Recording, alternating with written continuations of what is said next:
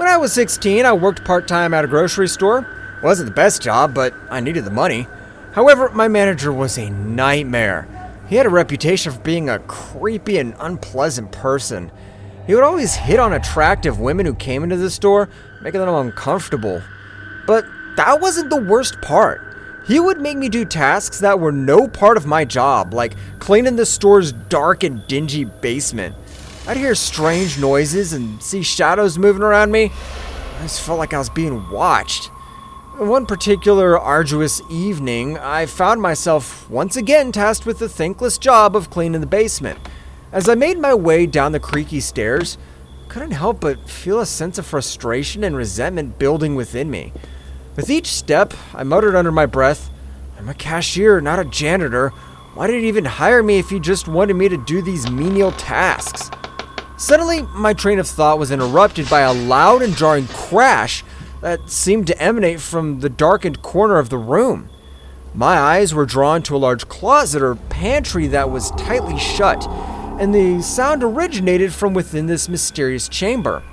My legs were trembling as I approached the closet, broom in hand, ready to defend myself against whatever was lurking inside.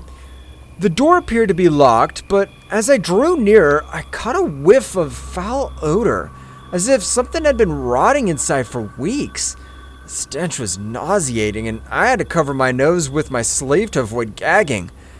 Despite my fear, curiosity got the better of me, and I slowly reached out to turn the door handle, wondering what horrors awaited me inside. As I stood in front of the closet, I remembered a trick I had learned about opening locks using a pin.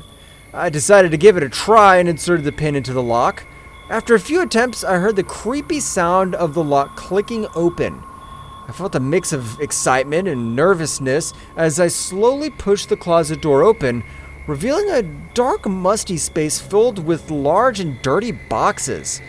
The stench emanating from the boxes made my nose wrinkle in disgust, and a chill ran down my spine as I realized that something sinister lurked in the shadows. The boxes seemed to be pulsing with otherworldly energy, and I could feel the weight of some unknown malevolence bearing down on me. As I continued to stare at them, a sense of foreboding washed over me, causing me to feel paralyzed with fear and unsure of what was inside. My body was suddenly not my own, as I felt an inexplicable force taking over, urging my hands to reach out for one of those grubby boxes. My mind was in a complete state of panic, screaming at me to turn around and run away from whatever was happening to me. However, my limbs were completely out of my control, and my fingers proceeded to grip the box's edges as if they had minds of their own. Slowly, my hands moved as if guided by an invisible force, and then, in one swift motion, the lid came off and the contents were revealed. My eyes widened in terror as I beheld the gruesome sight before me, and I felt a primal fear grip me as I realized that something truly evil had been going on in this basement. The silence in the basement was unnerving, and it made my skin crawl. Suddenly, I heard a pair of heavy footsteps slowly approaching. Panic set in, and I immediately closed the boxes and hurriedly locked the closet. I grabbed the broom and started to clean the floor, hoping to make it look like I wasn't hiding anything. My mind was filled with horror, and as the basement door creaked open, I saw a shadowy figure entering the room. It was the manager, but he seemed different. His eyes were dark, and his face was twisted in a menacing grin. He asked me how long it would take me to clean because he had more work for me, his voice laced with malice. My heart was pounding in my chest, and I nervously said it would take 10 minutes. He stared at me for a few seconds, and then left without saying anything. As I continued to clean the basement, I couldn't shake off the feeling that I was being watched. Every sound and movement made me jump, and the closet seemed to be calling out to me, begging me to open it. But I knew better than to give in to my curiosity. As I finished cleaning and was about to leave, I heard a faint whisper from the closet. It was a voice that sounded like it was coming from the depths of hell, and it said, "Don't leave us here." I ran out of the basement as fast as I could, my heart racing with fear. Despite my manager telling me I had more work to do, My heart was beyond uneasy. The memories of the horrific scene in the basement kept flashing in my mind like a terrifying horror movie. I couldn't bring myself to trust him anymore, and in a state of panic, I grabbed my belongings and ran out of the grocery store as quickly as possible. Every step I took felt like I was being chased by something sinister, and the thought of what I had witnessed made me shudder in fear. I recognized the woman's rotting hand. She had entered the store a few days ago, and I remembered how the manager was trying to make a move on her. However, I never imagined he would take things to such an extreme. The manager seemed like an embodiment of evil, someone who could surpass even the devil himself. The number of boxes inside the closet made me shudder from the mere thought. How many more such gruesome horrors had he committed?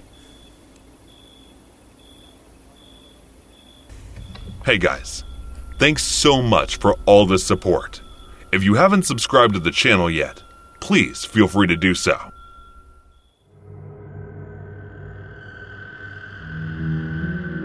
Have you ever found yourself making a spontaneous decision that ended up putting your life in danger? I know the feeling all too well. Looking back, I realize how foolish I was to ignore the warning signs and trust my impulsive instincts. Now, I'm left with nothing but regret for the life I had, the person I used to be. This is the story of how I went from having it all to losing everything in the blink of an eye. It was a bright morning in early May, and I was sitting at my desk going through my emails and sipping on my coffee. I had the perfect job, a great salary, and a comfortable life without any trouble. But something inside me urged me to take a risk and ruin it all. At first, I didn't think much of it. It was just a fleeting thought. But the more I dwelled on it, the more it consumed me.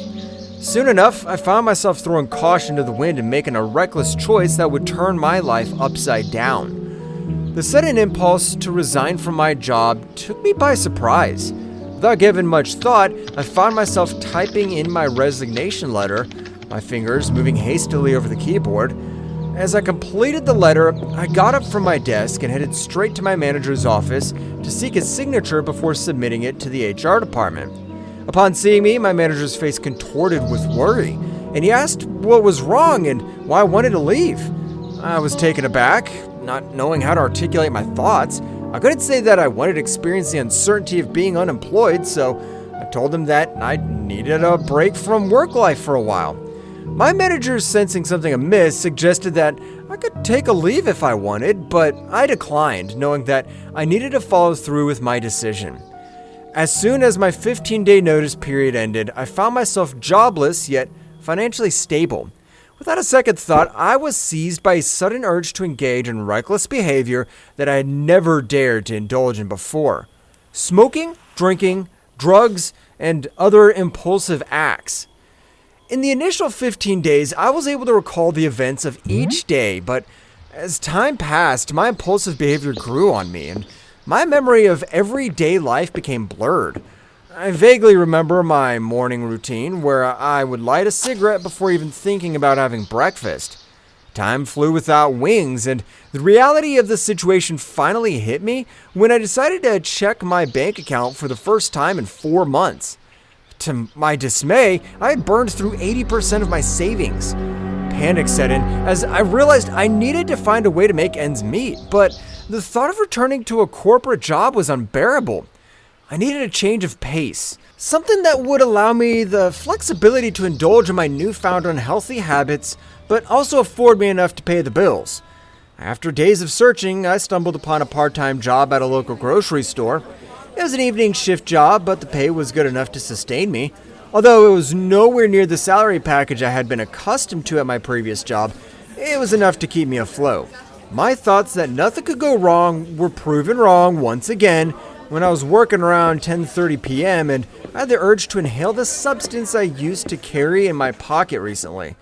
The store was empty and without a single soul in sight, so I thought maybe it would be fine to sneak to the back alley for a minute and do it. As I entered the dark alley beside the store and had just begun to do what I came here for, one of the regular customers, who was quite friendly with the manager, saw me. I halted what I was doing as her green eyes scanned what I had in my hand before she looked up. I panicked as our eyes met, and As she was about to turn, I knew she had full intention of telling this to my manager to get me fired. This job was quite comfortable since there was barely anything to do, and I didn't want to lose it at any cost, so I immediately rushed to her, put my hand over her mouth, and pulled her into the alley. "Please don't say anything," I begged as she tried to get out of my grip but was too weak to do so. She continued to struggle and kick me to get away. Her muffled voice could be heard if anyone was to pass by, so I tightened my hold over her mouth. Believe me, I only wanted to make her pass out, but I don't know if I held her too tightly or closed her nose or mouth for too long. But before I knew it, she fell lifeless in my arms. And the timing couldn't be more wrong when I heard a gasp from behind me and turned to see the store manager. He immediately ran inside and called 911 on me. Without much choice, I left the woman in that alley and ran. Every rash decision, every wrong choice that I had made for the past few months slowly rushed into my mind, haunting me like a horror story. I ran and ran, and I don't know where I ended up, but it seemed like a secluded area. I slowed down as I walked on the road with a hazy mind, unable to think what to do next, when I suddenly felt something hit me. I don't remember much after that, but someone kept asking me to hold on as I felt darkness in front of my eyes. Even in those moments, as my consciousness drifted off, all I could think about was that whoever that person was, they were going to have me arrested. This happened when I was a bartender about 4 years ago, but I think about it often, and it has changed the way I operate throughout life. I now refuse to go to any store alone after midnight. I was 25 and an attractive slender blonde at the time. On a busy Friday night, I was bartending with the bar manager, and he had noticed that we were very low on some bar necessities after the dinner rush. Lemons, limes, bitters, that kind of thing. So I was sent out to a 24-hour grocery store down the road to pick up the odds and ends that we would require to get us through the weekend. I picked up everything that was asked of me without trouble at the store, until I got to the liquor aisle. There were two country-looking guys that were probably around my age in the aisle, and they were staring at me and whispering to each other in a way that made me uncomfortable, so I assumed they were making comments about me, all pretty innocent so far. Before they could approach me, I grabbed what I needed very quickly and power walked to the self-checkout. They really booked it out of there. Because when you're a bartender, it's kind of like you're on a stage and are required to be charming and interact with people that you otherwise absolutely wouldn't be able to tolerate unless you were being paid to do so. This is another reason why I'm not a bartender anymore. They get the self-checkout and hot on my tail. The two guys, I'm scanning my stuff, and they use the scanning station next to me. I get a better look at them now as they are right next to me. One is taller, muscular, an average look. The other one is shorter and more plump. They both looked dirty, and their eyes were completely bloodshot. I'm not even sure if they were high or something, or had already been drinking for a while. They continued to stare at me, and our eyes awkwardly met. So I did the pleasant Midwestly thing to do and flashed them a quick, half-fast, closed-lip smile to be polite. The taller one starts trying to talk to me. "Hey, looks like you're ready to party." "Huh?" I replied something like, "Yeah, something like that. It's not for me, though." They walk close to me and ignore their responsibility to scan their items. "Oh, must be for your boyfriend." Ha! I flash the awkward, tight-lipped smile again and roll my eyes slightly. Like this is your hint that I'm not interested, fellas. The taller one continues to try to talk to me. "You should come hang out with us tonight. We could show you a real good time if you know what I mean." "No thanks, I'm good. Already have plans." But the taller one starts to get upset that his moves aren't working like he'd hoped, and starts using a more threatening tone and moves very close to me, literally 2 inches away. But I ignore him, staying focused on the scanner. I don't think he had showered in a few days by the smell of him. He gets a little louder and says, "I see how it is. You probably only screw doctors and rich men like that. You think you're too good for us. We can show you that you want. We can teach you a lesson." Now I'm not sure what context he meant this in, but it definitely wasn't good.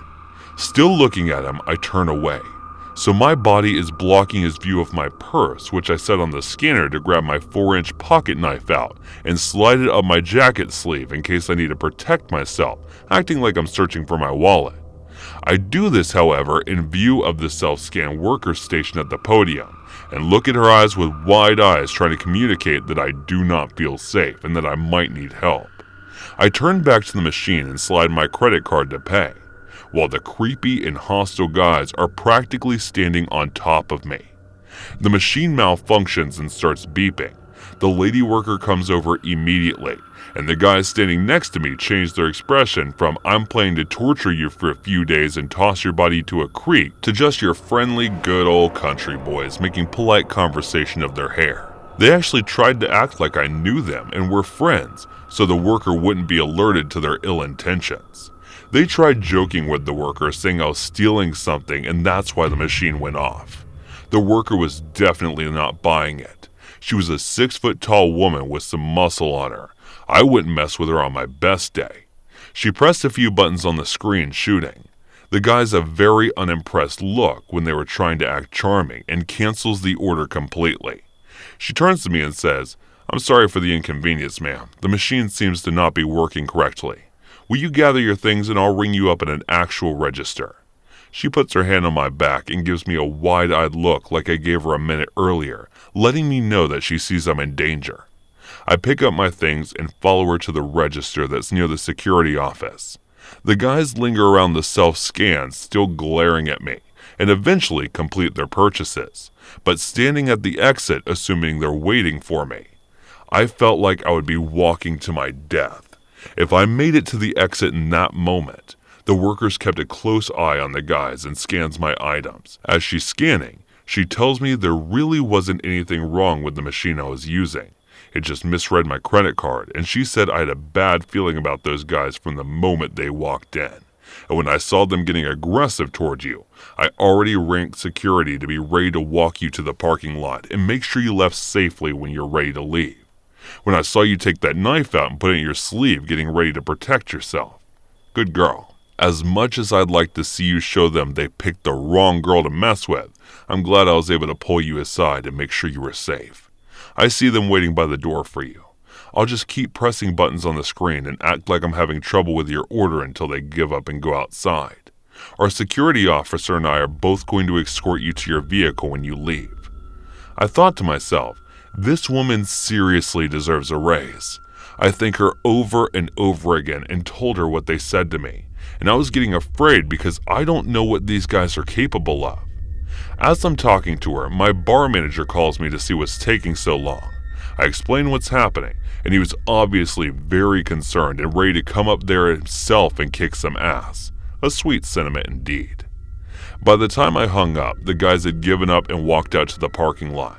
The worker said to give it another few minutes because she had a feeling they may still be in there waiting for me to walk out and see which vehicle was mine so they could follow me. My instant thought was no way they have to be gone by now. But I was wrong. The worker and security guard escorted me out, and it was after midnight, so you can imagine how empty the lot was. Toward the back of the lot, there sat an old big pickup truck running with the lights on pointing towards the store. It was a huge parking lot, and it wouldn't have made sense for them to initially park like that, so I'm assuming they moved the truck to sit that way, so that they had a full view of when I exited the store and got to my vehicle. It was like being stalked by hungry lions. When I unlocked my car and they saw that me, the worker, and the guard were looking directly at them, and that I wasn't getting in my car until we watched them leave, they then peeled out of the parking lot.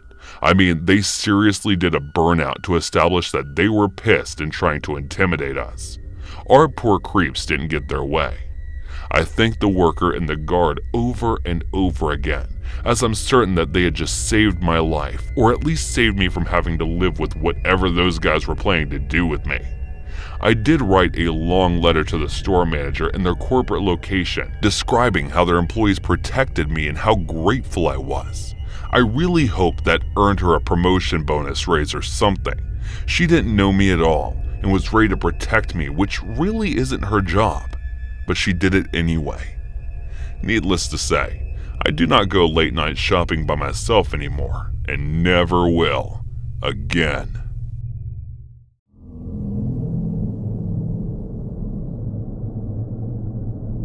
So I was scrolling through the subreddit Creepy Encounters, and it reminded me of a story that happened to my twin sister and I about 2 years ago.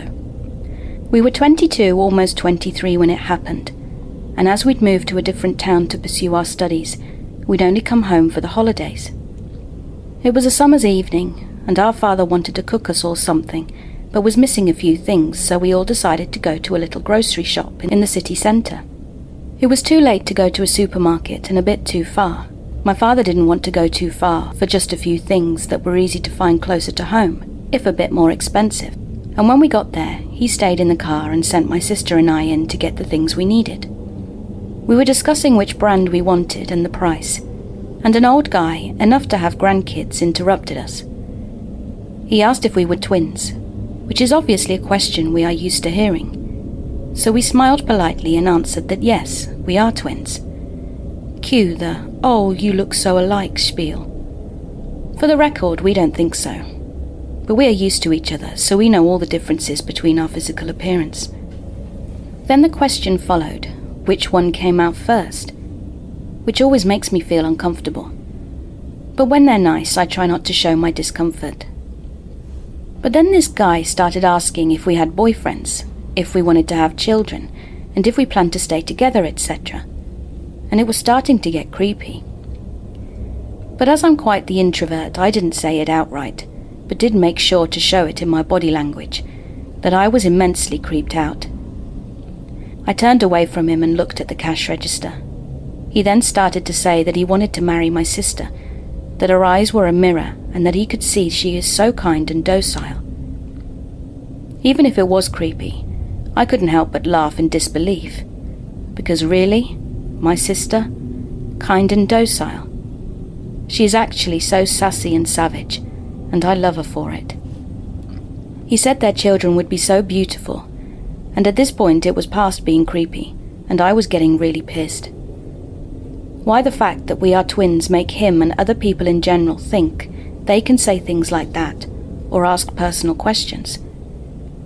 I was also getting really annoyed because my sister and I are super protective of each other. I said that she was not going to marry him, and that it was absolutely creepy that a guy old enough to have grandchildren would say to someone potentially young enough to be his granddaughter that he wanted to marry her and have children with her. We got what we wanted, bought it and left, with the guy behind us trying to apologize and say that he didn't mean it like that. As we were walking out, still ignoring the dude, my sister told me that I should have just ignored him because he wasn't worth it. I don't think we told our dad, because we didn't want him to worry, even though he would have definitely agreed the guy was way out of line. He would have also said that we handled it properly by telling him off, then ignoring him and leaving.